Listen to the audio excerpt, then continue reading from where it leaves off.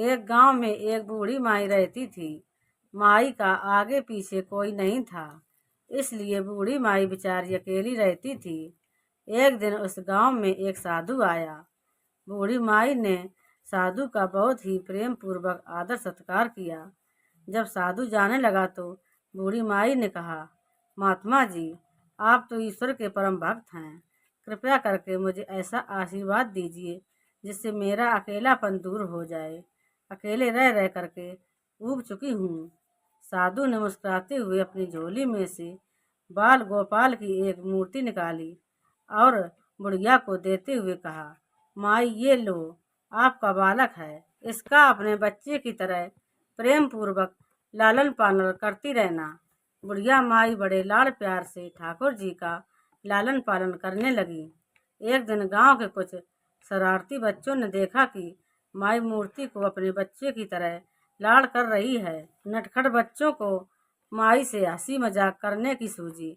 उन्होंने माई से कहा, अरे मैया सुन, आज गांव में जंगल से एक भेड़िया घुस आया है जो छोटे बच्चों को उठाकर ले जाता है और मार कर खा जाता है।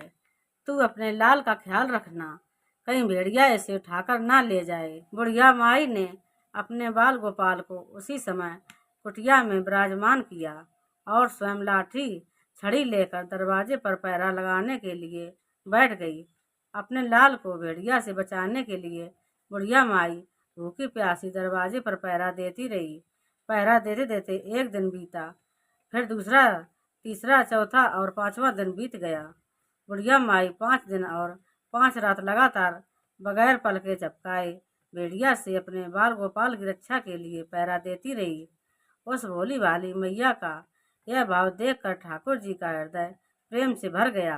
अब ठाकुर जी को मैया के प्रेम का प्रत्यक्ष रूप से आस्वादन करने की इच्छा हुई।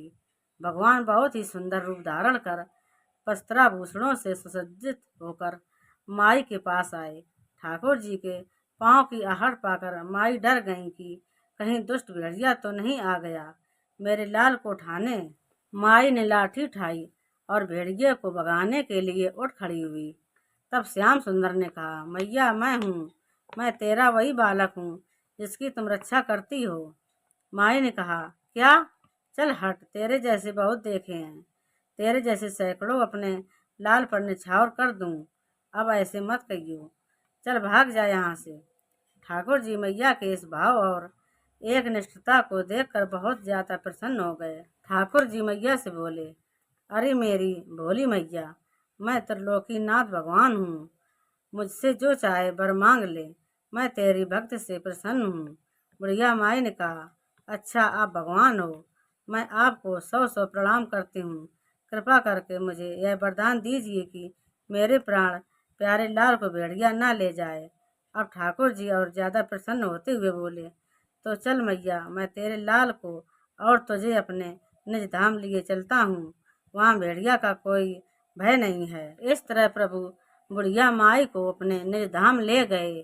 तो दोस्तों, अगर आप हमारे चैनल पर नए हो तो प्लीज़ हमारे वीडियो को लाइक करें और चैनल को सब्सक्राइब करें, ज़्यादा से ज़्यादा कमेंट करें। धन्यवाद।